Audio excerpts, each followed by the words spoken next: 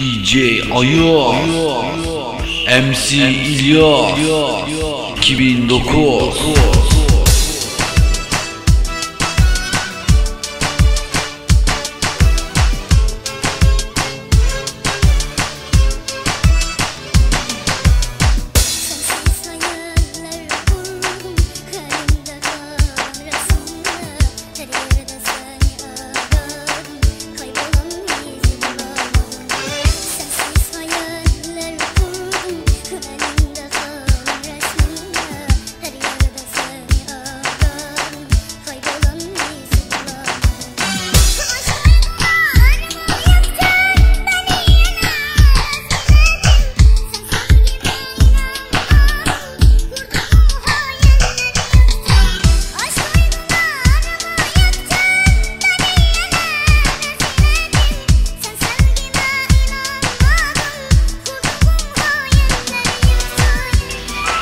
Bir zamanlar seni severken beni ne zalimce yakışını izlerdim rüyalarımda.